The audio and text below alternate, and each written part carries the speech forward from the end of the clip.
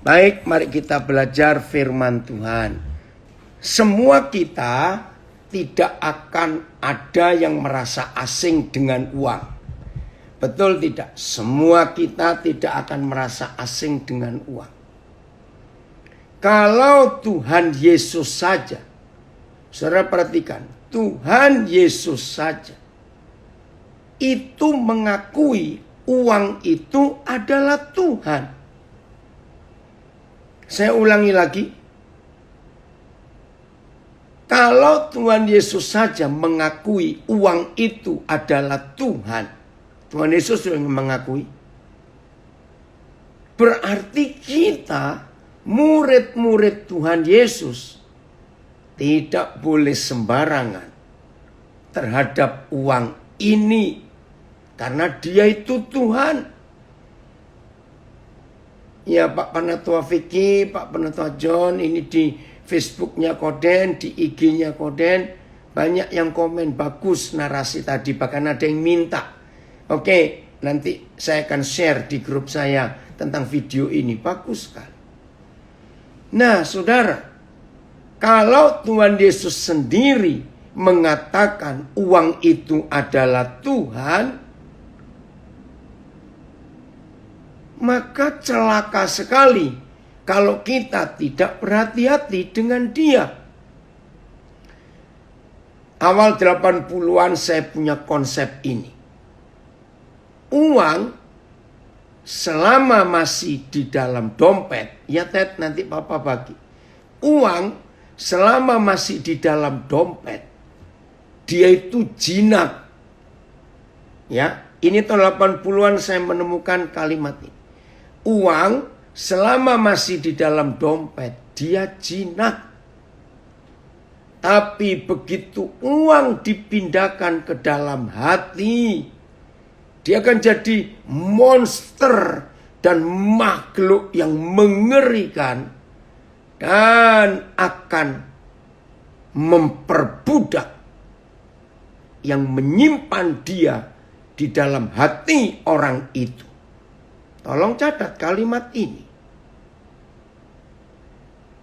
Selama uang itu masih tersimpan di dalam dompet, uang itu jinak. Tapi begitu uang itu dipindahkan dari dompet ke dalam hati orang itu, maka uang itu menjadi monster dan makhluk yang menakutkan dan mengerikan. Dan monster ini akan memperbudak orang itu yang menaruh si monster dalam hatinya. Tolong catat. Ini hal yang penting yang kita harus tahu. Terima kasih lagi sekali kepada Victory Life Community di Kupang yang hari ini membawa kita untuk belajar. Kita mau cinta uang atau cinta Tuhan? Karena uang itu sejajar dengan Tuhan sendiri. Matius 6 ayat 24. Matius 6 ayat 24. Mari kita lihat ayat ini. Matius 6 ayat 24. Nah, Matius 6 ayat 24. Oke, Milka nanti papi kasih narasinya tadi itu, Vicky. Banyak yang minta narasinya.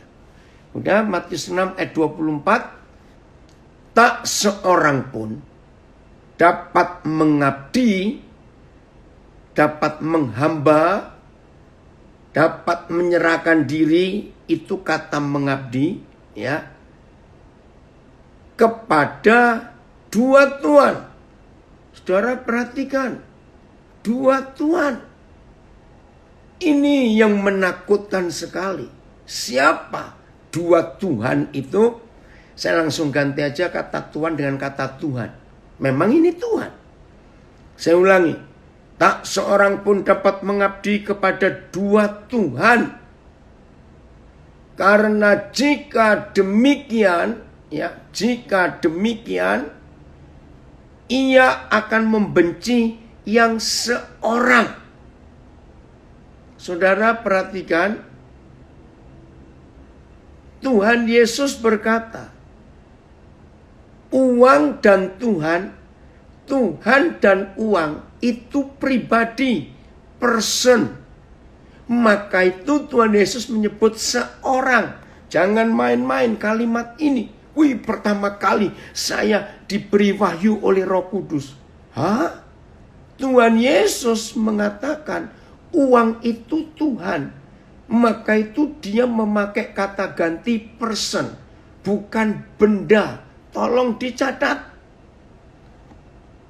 Dan beritahukan kepada sebanyak-banyaknya teman saudara bahwa uang itu person, pribadi, bukan benda. Berarti dia hidup, punya nyawa. Jangan main-main dengan uang. Ngeri, saudara. Saya ulangi lagi. Karena jika demikian, orang itu akan membenci yang seorang dan mengasihi yang lain. Atau ia akan setia kepada yang seorang dan tidak mengindahkan yang lain. Nah, saya cara bacanya begini.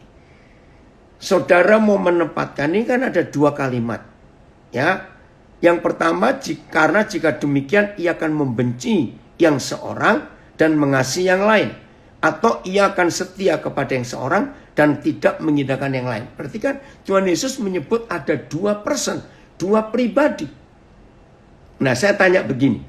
Ya, kalimat yang pertama, saudara mau menempatkan uang duluan atau Tuhan Yesus duluan.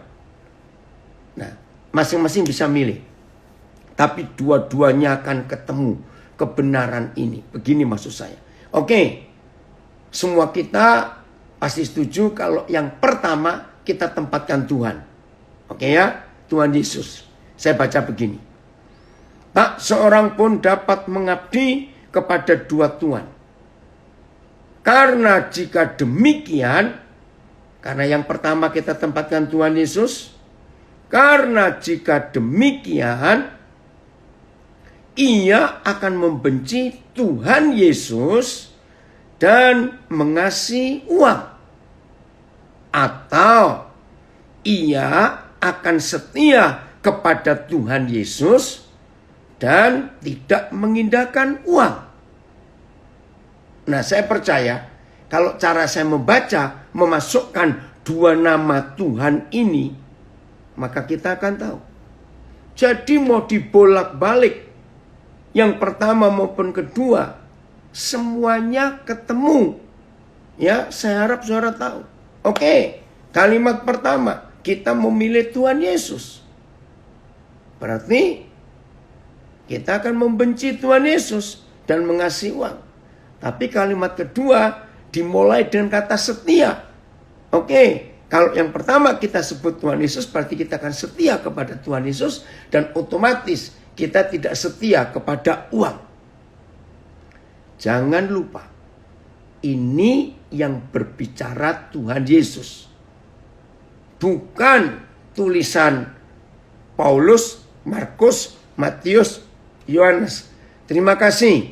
Ini saudara kita dari Singapura menayangkan Alkitab dalam beberapa terjemahan. Saya akan baca yang AYT.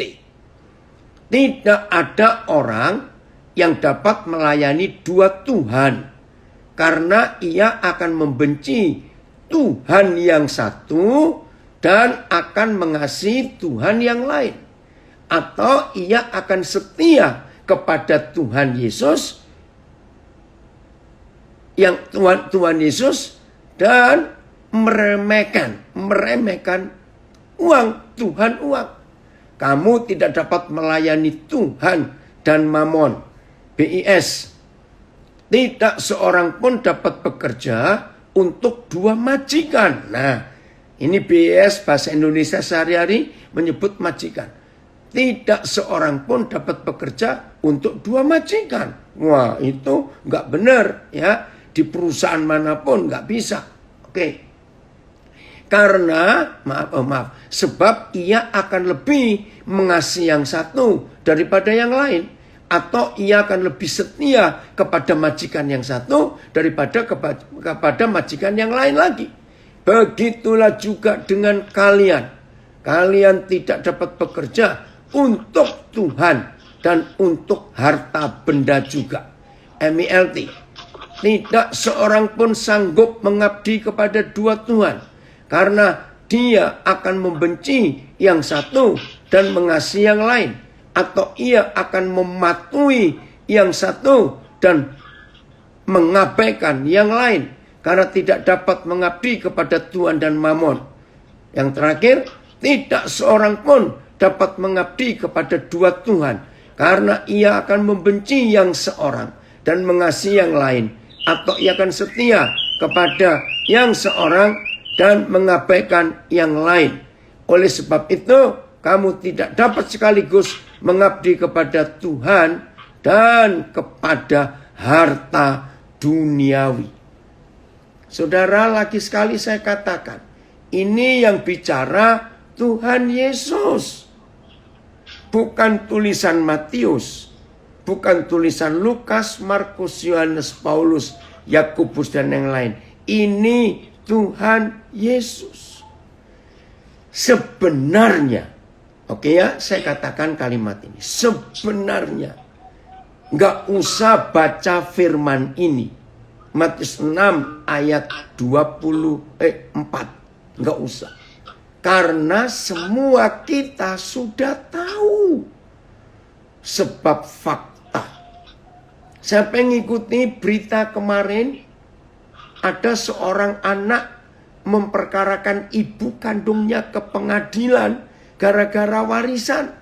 Sampai di pengadilan ibu itu nangis. Mama mengandung kamu 9 bulan. Tidak minta apa-apa. Waduh, waktu saya ngikuti sidang pengadilan itu, saya ikut sedih. Dan ternyata kasus ini nggak sekali itu saja. Sudah berkali-kali anak memperkarakan orang tua kandungnya ke pengadilan gara-gara warisan. Jadi dalam hidup kita sehari-hari, kita menemukan fakta ini. Suami istri bisa cerai, kakak adik kandung bisa bunuh-bunuhan, sahabat baik bisa bermusuhan gara-gara uang ini. Ayat kedua. Jadi saudara dan saya harus milih. Kita nggak bisa cinta dua-duanya. Kalau kita cinta uang, pasti kita membenci Yesus. Pasti. Itu nggak bisa digabung. Nggak bisa. Kalau kita benci uang, pasti kita cinta Tuhan Yesus. Ayat kedua. Lukas 16 ayat 9. Inilah satu-satunya ayat di dalam seluruh Alkitab yang memberitahu kita uang itu untuk apa. Wih, ini keren sekali. Tidak ada ayat lain di Alkitab yang memberitahu uang itu untuk apa. Kita buka Lukas 16 ayat 9. Lukas 16 ayat 9. Mari kita lihat ayat ini.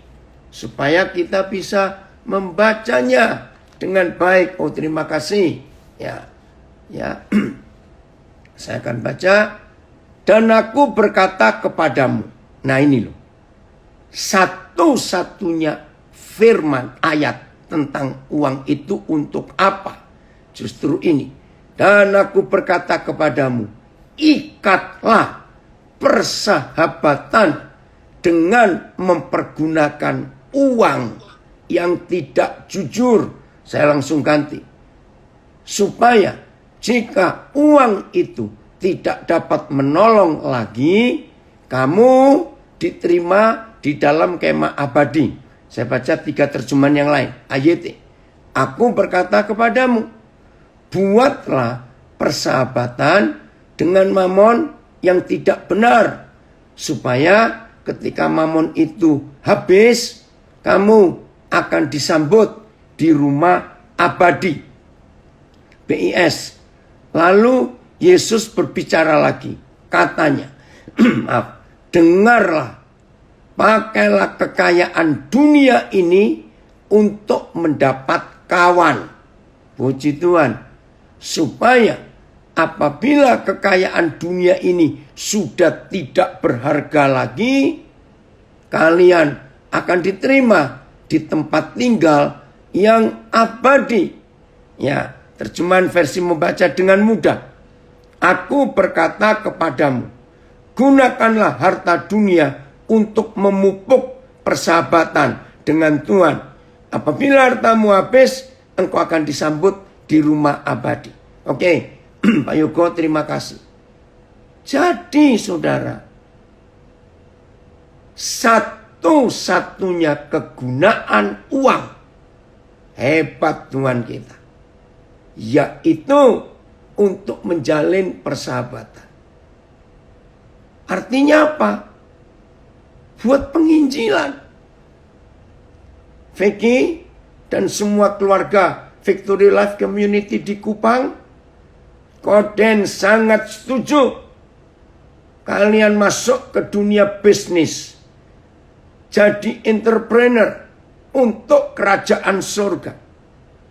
Sediakan makan untuk orang-orang lapar. Setuju? Saudara-saudara Victory Life Community dan semua kita yang mendengar. Inilah fungsi uang. Inilah kegunaan uang. Ini anak saya dari Kutai Barat membuka terjemahan The Passion. It is important that you use the wealth of this world, kekayaan dunia ini, to demonstrate your friendship with God by winning friends. Nah ini loh, dengan memenangkan teman-teman, winning friends and blessing others. Menangkan sahabat-sahabat dan memberkati ya yang lain. Then when this world fails and falls apart, ketika dunia ini hancur, your generosity will provide you with an eternal reward. Maka selama hidup mempergunakan uang untuk bersahabat, untuk berteman, maka ketika uang habis, dunia hancur, maka ada reward rohani yang kita terima masuk ke surga. Wih, puji Tuhan. Maka itu saudara, hati-hati dengan uang ini. Saya akan sampaikan dengan tajam sekali. Lukas 16 ayat 9. Begini. Apa itu artinya uang itu tidak bisa menolong kita lagi? Artinya uang itu tidak bisa membeli umur. Ingat ya, uang gak bisa memperpanjang usia kita. Maka itu ketika orang-orang kaya, ya betul, reward rohani itu yang tercatat di terjemahan The Passion. Maka itu selama corona ini, COVID-19, saudara, tidak sedikit saya mendengar orang-orang kaya berkata, dokter, sediakan alat-alat yang paling bagus dan paling mahal untuk menolong anak saya, suami saya, istri saya. Dokter, carikan obat yang paling mahal. Orang kaya berkata, berapapun kami bayar. Saudara, sedih. Uang itu gak bisa memperpanjang umur. Maka itu ketika uang itu gak bisa menolong lagi. Ingat loh, hanya Tuhan Yesus yang berkata ini. Ketika uang itu nggak bisa menolong lagi, berarti kita mati. Dan selama kita hidup, punya uang banyak, for winning friends, hanya untuk memenangkan teman-teman kita, menyelamatkan teman-teman kita. Terjemahan The Passion tadi luar biasa. Maka kita yang selama hidup punya uang banyak dan dipakai untuk winning friends, memenangkan jiwa-jiwa, maka kita yang meninggal akan diterima di kemah abadi, yaitu surga. Maka saya balik, maka itu ini tajam sekali. Selama kita hidup punya banyak uang, tapi tidak kita pakai untuk penginjilan, untuk bersahabat, memenangkan jiwa-jiwa. Suatu hari kita mati karena uang kita nggak bisa menolong memperpanjang umur kita. Saudara balik. Apa lawan katanya? Rumah abadi, kemah abadi, neraka. Maka itu di perjanjian baru ada 3 ayat yang memberitahu kita. Tolong catat 3 ayat. Cari sendiri. Yang tertulis. Orang yang tidak berzina, tidak membunuh, tidak merampok, tidak dendam. Berarti orang hebat bukan? Tapi pelit. Menurut 3 ayat di perjanjian baru, orang itu walaupun pendeta kaya yang pelit, tetap akan masuk neraka. Tidak diterima di kemah abadi. Maaf saya berkata ini. Banyak orang kaya tidak suka mendengar pernyataan ini. Bahwa ada 3 ayat di perjanjian baru yang memberitahu orang kaya yang pelit, orang miskin juga ada yang pelit.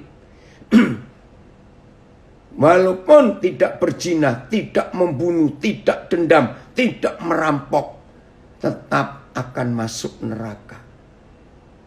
Termasuk para pendeta pelit yang cuma khotbah perpuluhan, tapi memperkaya diri sendiri dan tidak mau berbagi. Kejam dan jahat. Perhatikan itu. Maka itu hamba-hamba Tuhan saya minta. Enggak usah kalian terobsesi dengan barang-barang bermerek. Stop. Enggak usah terobsesi dengan mobil-mobil mewah. Maaf. Ada yang enggak suka berkata begini. Saya berkata begini. Dan mereka bilang, ya karena Koden enggak mampu beli. Bukan soal nggak mampu. Saya nggak mau. Maaf. Jadi catat Lukas 16 ayat 9 dan Matius 6:24. Tuhan itu cemburuan dan tidak mau diduakan. Harus milih. Mau uang atau Yesus. Nggak bisa dua-duanya. Tolong perhatikan. Maka itu selama saya hidup, saya bersyukur. Saudara, Tuhan sangat memberkati. Saya cuma cerita. Hanya untuk kemuliaan Tuhan. Saya sudah diberi kepercayaan. Sejak tahun 81, saya menyekolahkan anak orang. Sampai bulan Februari yang lalu. Kira-kira sudah hampir 500 S1 yang saya luluskan. 53 master sudah lulus. 14 dokter, 2 spesialis. 6 doktor.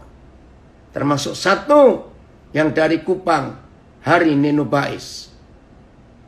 Saudara, itu yang Tuhan pakai. Saya gunakan kekayaan yang saya terima dari Tuhan.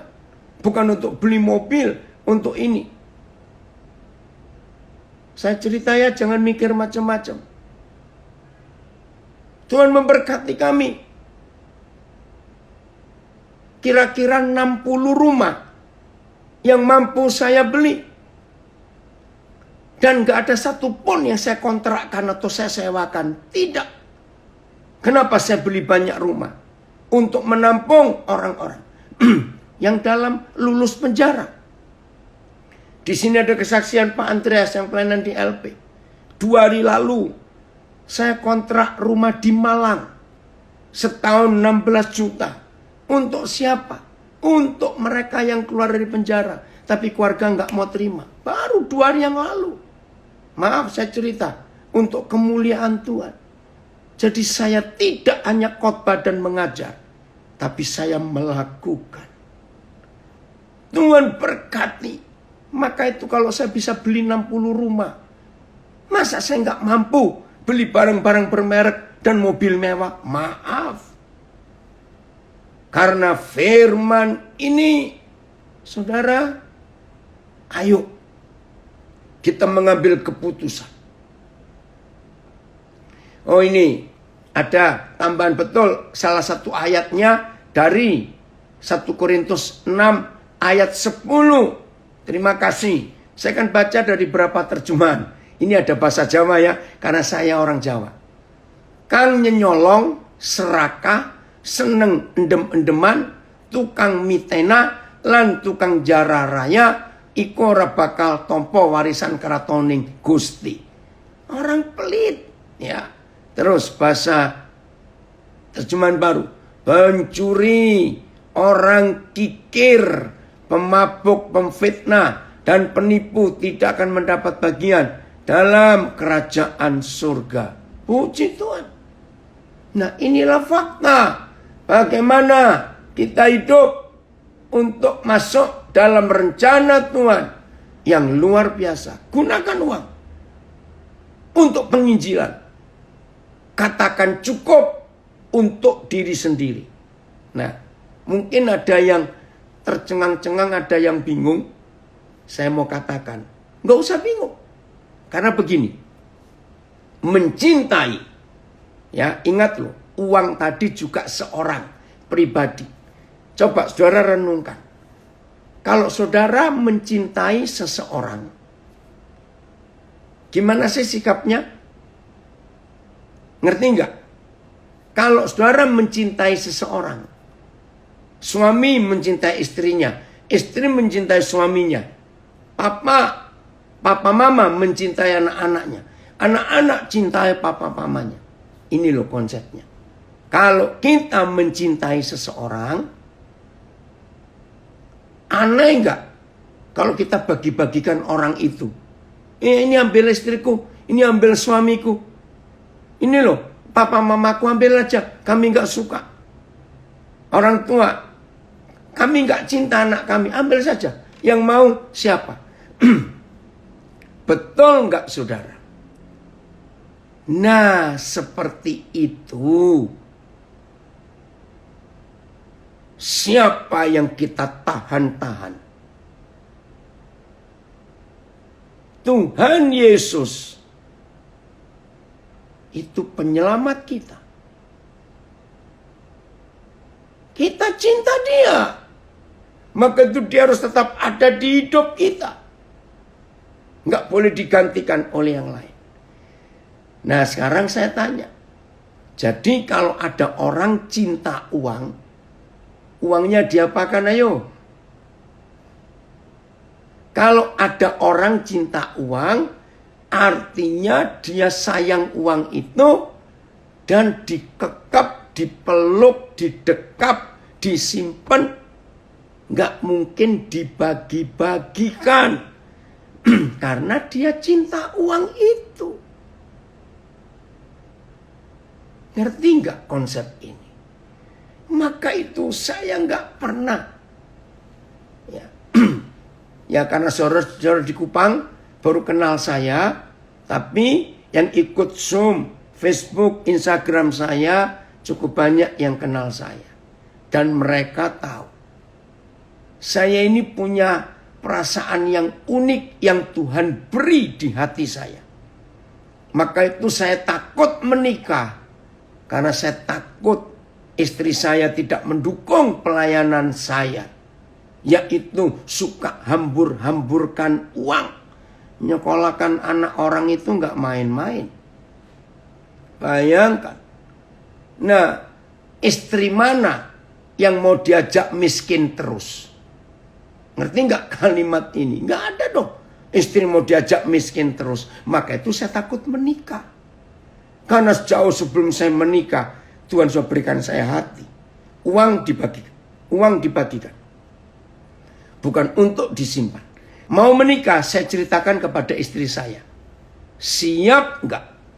Kita akan sering nggak punya uang. Wih, itu belum menikah, saudara. Kurang 2 bulan atau 3 bulan. Dia kaget. Nah terus bagaimana? Untuk kebutuhan kita ada. Puji Tuhan, Tuhan beri saya istri yang luar biasa. Masuk tahun ketiga pernikahan kami. Karena saya serahkan dia pegang uang. Karena dia itu pegawai bank. Ya, yang ngitungin uang teliti sekali. Nah, waktu saya menikah, saya bilang begini. Income kita ada 2. Saya bilang. Oh ya? Apa saja? 1. Persembahan pelayanan. Kedua, itu bonus. Nah, istri saya tanya. Belum menikah. Belum. Bonus itu apa? Jadi gini, kalau saya pas nggak pelayanan, lalu ada orang kirim berkat. Oh begitu. Iya. Tapi saya bilang, jangan begitu dulu. Loh kenapa? Ternyata bonus kita itu ribuan persen jumlahnya dari hasil pelayanan. Dia nggak bisa ngerti. Maka itu, dan saya pesan, ingat ya. Kalau kita dapat bonus, catat, 1 rupiah pun tidak boleh kita pakai untuk keperluan kita dalam rumah. Sudahlah, lihat dulu. Nah, saudara, dia heran. Lewat tahun pertama pernikahan kami, dia bingung-bingung, saudara. Betul, bonus yang kami terima itu ribuan persen dari hasil persembahan. Bayangkan. Maka itu, kalau saudara dengar saya bisa nyekolahkan sampai hampir 500 S1 lulus. 53 master. 6 doktor. 14 dokter. 2 dokter umum. Belum 1 pilot. Maaf, saya cuma cerita. Terus bisa beli rumah sebanyak itu. Kalau cuma mengharapkan hasil persembahan khotbah, itu artinya sehari minimal saya khotbah 100 kali. Mati, saudara. Maka itu masuk tahun pertama, lewat tahun pertama istri saya heran. Bonusnya ini lebih besar. Betul toh? Masuk tahun ketiga. Ini yang buat saya kaget. Karena dia hitung semua. Begini. Ternyata. Dia ngomong. Tahu nggak? Dari persembahan ya. Persembahan. Ini bukan bonus. Kalau bonus sudah otomatis lewat. Nggak boleh kami pakai. Dia bilang. Tahu nggak? Yang kita pakai. Itu nggak sampai 2% dari hasil persembahan. Serius.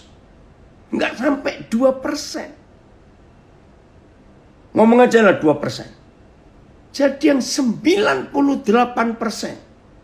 hasil persembahan pelayanan itu semuanya mengalir untuk menjalin persahabatan. Maka itu saudara, kami suami istri, maaf ini cuma cerita.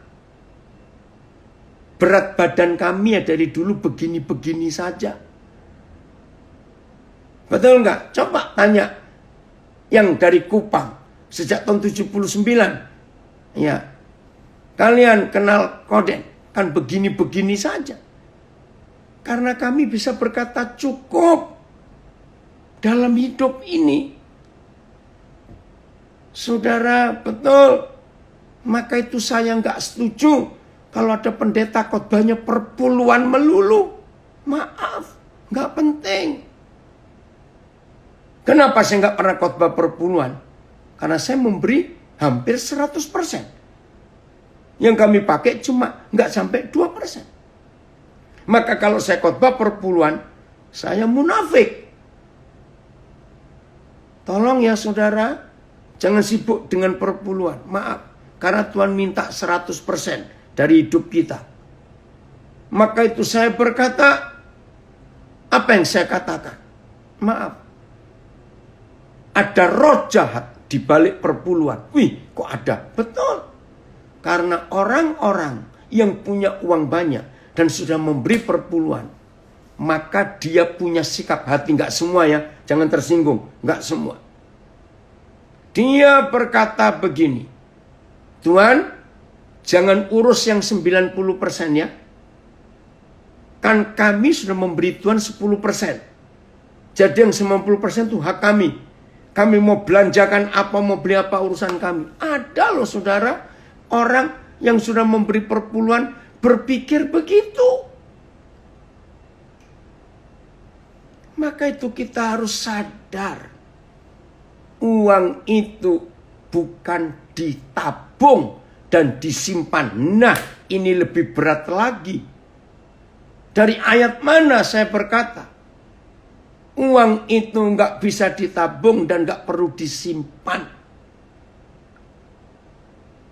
Maka itu banyak orang, termasuk banyak gereja, yang tidak suka mengundang saya khotbah. Karena saya menyampaikan kebenaran.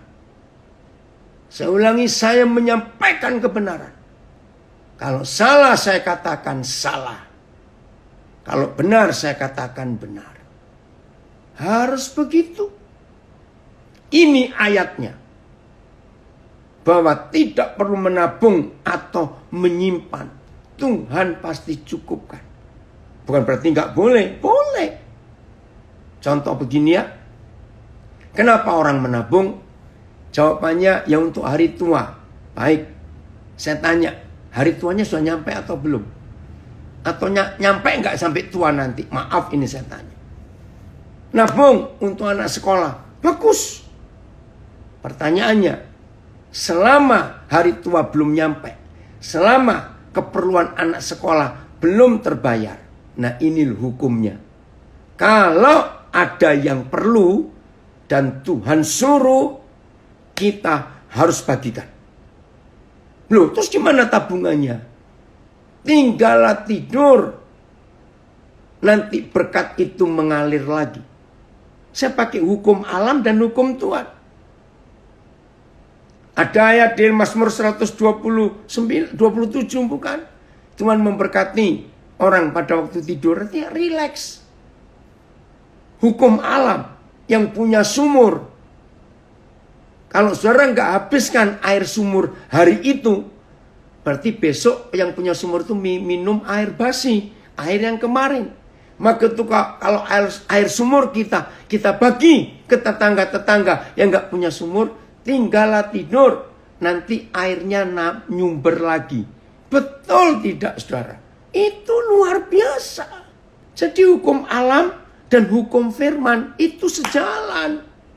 Buah, pohon buah petiklah dia sampai habis. Pohon buah nggak pernah menangis. Biarkan. Nggak lama nanti dia berbunga lagi dan berbuah lagi. Wow. Ini ada komen dari anak saya, kepala sekolah. Namanya Peris Banjarnahor. Untuk merubah pikiran secara drastis. Dengar dan amalkan kebenaran ini. Untuk tetap di zona nyaman, segera tinggalkan, segera cari channel lain. Seru ini. Oke. Jadi saya nabung. Karena saya punya tabungan di banyak bank. Ya tapi itu. Kalau lagi nggak perlu, ya sudah, ada yang perlu, Tuhan suruh keluarkan, keluarkan. Apalagi Tuhan Yesus berkata kita ini bendahara. Ingat loh, tidak ada seorang pun di antara kita yang waktu lahir bawa segenggam emas, segenggam berlian, telanjang. Berarti kita miskin.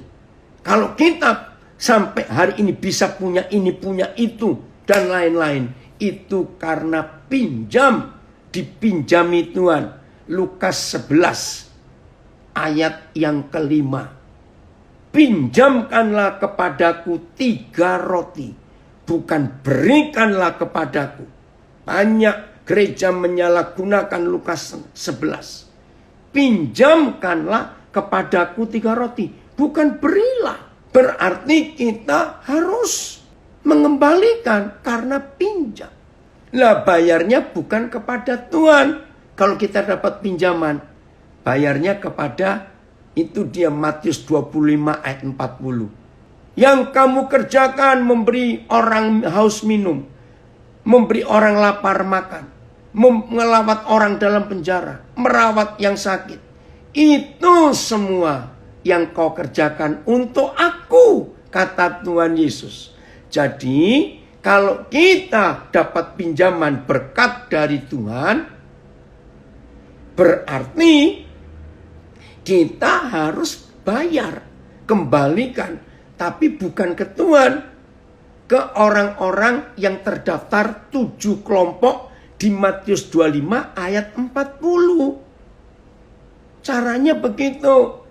Maka itu Victory Life Community, tadi waktu Koden dengar gembala saudara mengumumkan, mulai bulan Maret ini akan ada koperasi, akan ada bisnis, akan ada memberi makan orang banyak. Wow, Vicky, kerjakan itu. Karena itu kesukaan Tuhan. Maaf saya berkata, saudara jemaat yang bergabung di Victory Life Community Kupang, dan uang saudara banyak, jangan pura-pura tuli. Maaf saya berkata, bagikan, buat sehebat-hebatnya, sampai nggak ada orang lapar lagi di Kupang. Karena saudara dari Kupang keluar sampai ke kota-kota lain, Soe, Camplong, Kevemenanu, ya, terus sampai ke Wetar, ya, sampai ke Semau. Terus saudara berbagi. Nah sekarang kita buka ayat ini, 2 Korintus 8 ayat 9. Inilah firman yang saya pakai. Jadi saya tiap kali dapat kebenaran yang dibukakan oleh Roh Kudus, luar biasa, saya pasti lakukan.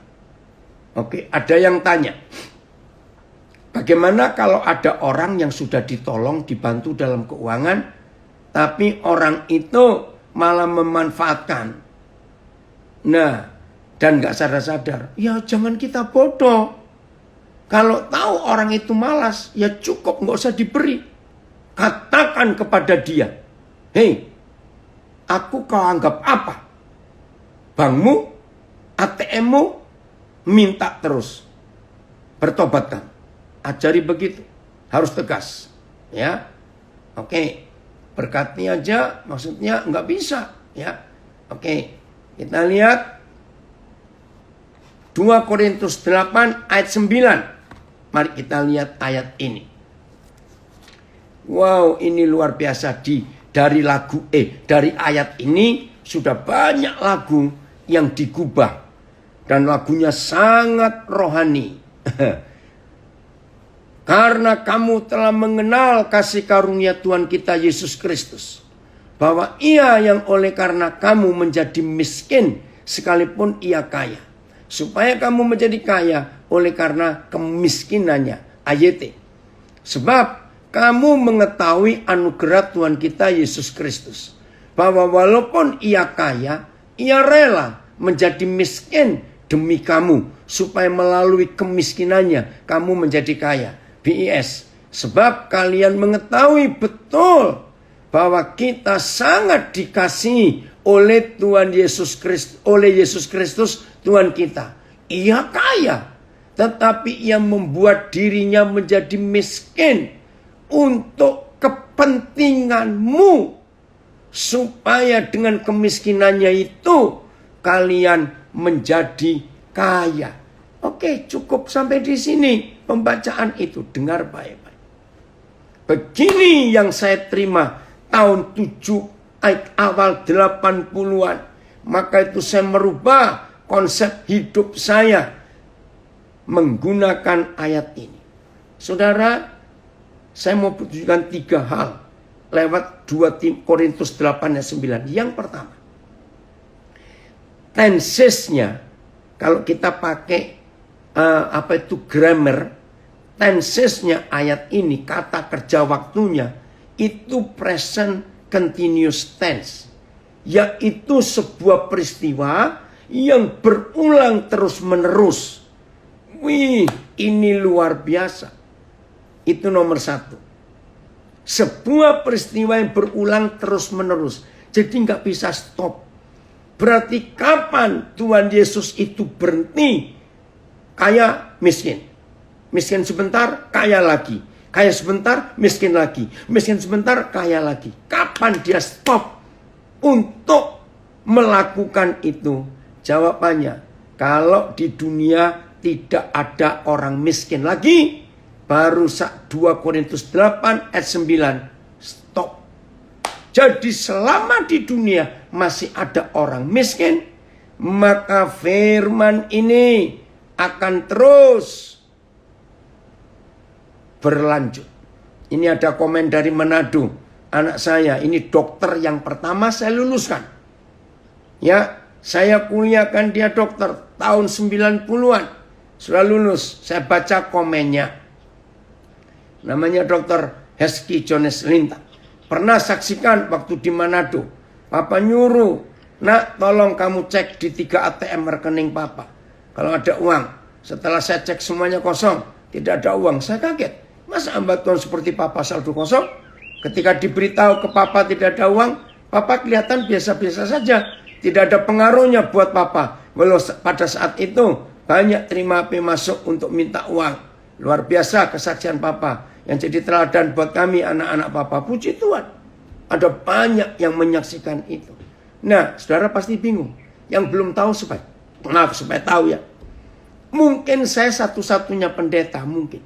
Atau satu-satunya orang yang berani menyerahkan kartu ATM kepada siapa saja. Saya nggak pernah takut menyerahkan kartu ATM saya. Ya tentunya dengan PIN-nya dong. Nah saudara, kenapa saya nggak pernah takut menyerahkan kartu ATM? Begini logikanya. Orang yang di ATM-nya banyak saldo tidak mungkin berani menyerahkan kartu ATM-nya ke orang lain. Tapi kalau orang itu sadar saldonya sering gak ada, maka dia gak takut menyerahkan ATM-nya ke orang lain. Halo, ada orang tidak. Serius. Maka itu, saudara boleh cek ke orang-orang dekat dengan saya, mereka tahu. Itu luar biasa. Nah, sekarang saya mau uraikan. Begini prosesnya. Yang kedua, ya, yang pertama present continuous tense, yang kedua. Berarti saudara sadar, yakin, percaya Tuhan Yesus itu sering kaya, sering miskin, sering kaya. Ini penting. Saudara tidak akan mengerti rahasia 2 Korintus 8 ayat 9 kalau saudara tidak mempercayai Tuhan Yesus sering kaya tapi sering miskin. Sering miskin tapi sering kaya. Betul. Ini luar biasa. Baik, Vicky, nanti Koden kenalkan ada pelayanan namanya Kinarya. Wih, itu punya koperasi hebat, Vicky. Yang Koden kenalkan ini pendirinya dan saudara kita ada di Zoom. Ada di Facebook. Ya, nanti Koden akan sambungkan kalian. Ini sudah berhasil menjalankan koperasi untuk janda-janda, untuk orang-orang miskin di banyak tempat di Indonesia. Luar biasa. Ini ada komen lagi. Sempat lucu, cek habis. Papa bilang, ya udah nanti aja. Betul. Nah, ini yang kedua ya. Jadi saudara harus percaya Tuhan Yesus itu sering kaya, tapi sering miskin. Sering miskin, tapi juga sering kaya. Kok bisa? Nanti saya jelaskan. Yang ketiga. Saudara dan saya mantan-mantan miskin. Tetapi sejak bertemu Tuhan Yesus langsung kaya. Jangan stop. Maksud ayat ini, begitu kita mantan miskin, lalu bertemu Tuhan Yesus dan dia buat kita jadi kaya. Kita sering ketemu orang miskin enggak? Sering ketemu orang susah enggak? Pasti. Nah, lakukan firman ini. Begitu kita ketemu orang miskin, langsung miskinkan diri kita untuk memperkaya si miskin itu. Sama seperti kita pertama kali miskin diperkaya oleh kemiskinan Tuhan Yesus. Maka kita yang pernah miskin tapi kaya mendadak gara-gara Tuhan Yesus, kita pun harus buat seperti itu. Pertanyaannya sama. Sampai kapan stop? Sampai saudara dan saya tidak pernah ketemu orang miskin lagi di dunia. Biar kekayaan itu mengendap di hidup kita. Tapi selama kita selalu ketemu orang miskin, perhatikan. Saudara serius. Oke, saya lanjutkan. Apa itu artinya kaya menjadi miskin? Nah, ini dia. Yaitu selalu memberi sampai nol. Tolong catat. Harus memberi sampai nol. Itu namanya miskin. Nah, oke, saya cerita tentang Tuhan Yesus dulu supaya seorang nggak bingung. Jadi begini. Misalnya yang kumpul pagi ini kita adalah rombongan orang miskin pertama yang ketemu Tuhan Yesus. Oke? Begitu pagi ini Tuhan Yesus ketemu kita, dia memberikan anugerah, kasih karunia. Begitu Yesus tahu kita ini miskin semuanya, langsung dia beri semua kekayaannya dan dibagi kepada kita. Detik itu juga Tuhan Yesus langsung miskin.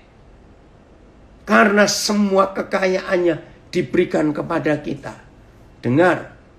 Tapi karena dia Tuhan, tidak lama dia kaya lagi. Karena dia Tuhan.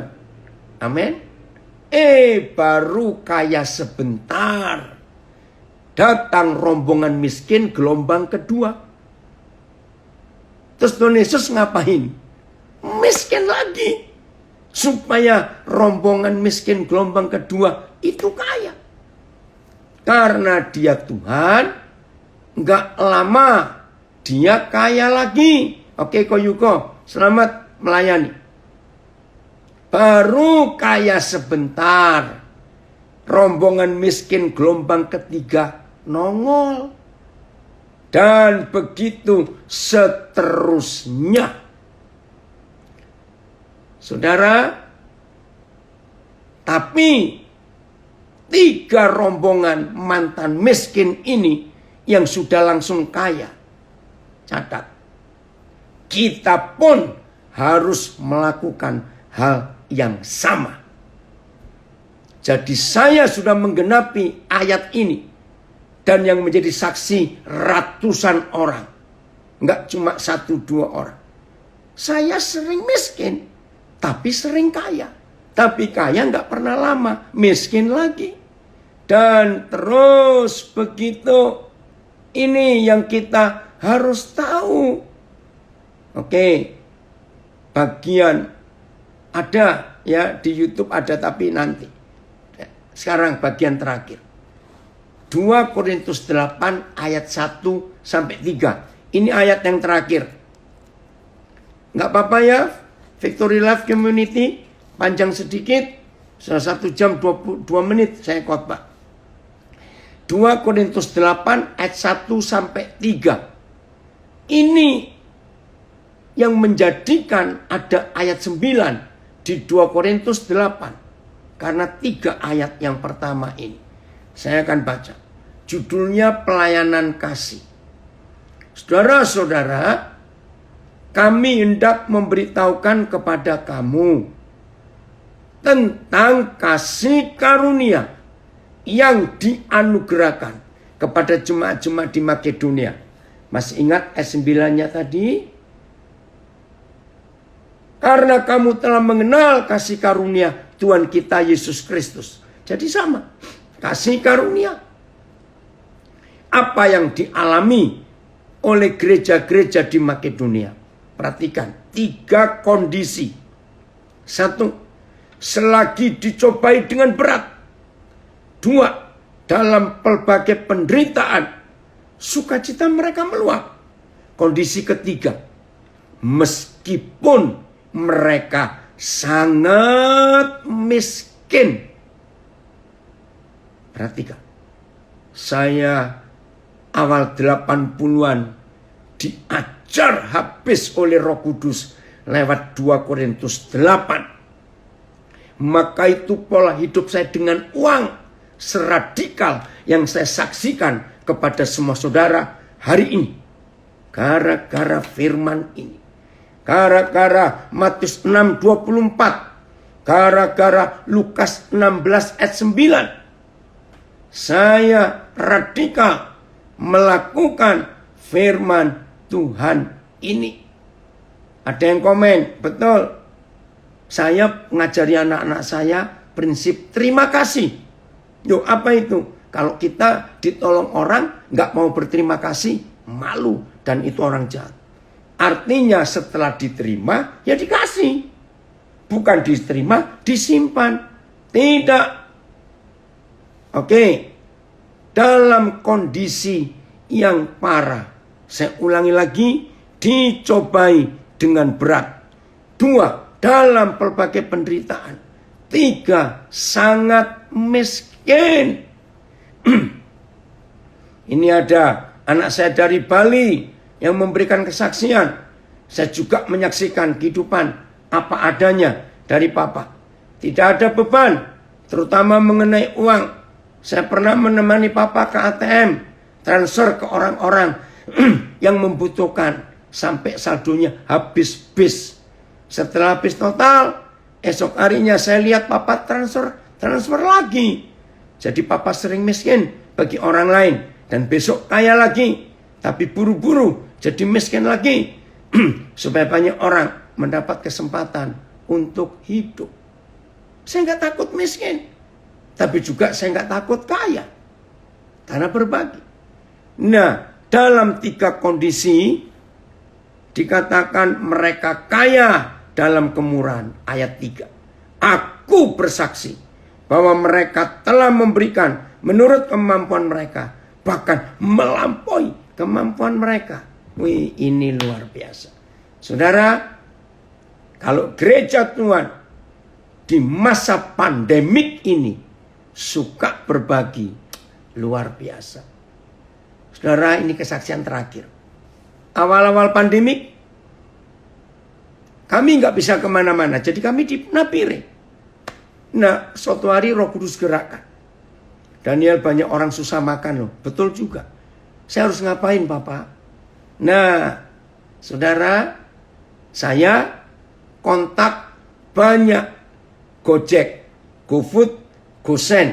Ya, saya minta tolong anak-anak saya. Oi, tolong order. Mereka bingung. Loh, Papa kan ada di Papua. Order untuk siapa? Nah, akhirnya anak-anak saya banyak yang mengikuti. Itu awal-awal pandemik tahun yang lalu. Apa? Kalian pesen makanan minimal 2 porsi. Kalau bisa lebih. Tergantung. Nah, saya berkati. Untuk apa, Pak? Nah, cari Gojek, GoFood atau GoSend terserah. Ini di kota-kota besar di Jawa. Nah, setelah kalian bayar, kan pasti Gojeknya tanya, Pak, Bu, dikirim ke alamat mana?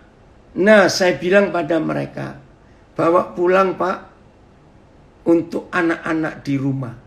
Wih saudara, hari-hari itu tidak sedikit sopir tukang Gojek, GoFood, GoSend didoakan oleh anak-anak saya karena mereka heran. Kok ada seperti ini? Saya sering makan di beberapa tempat makan.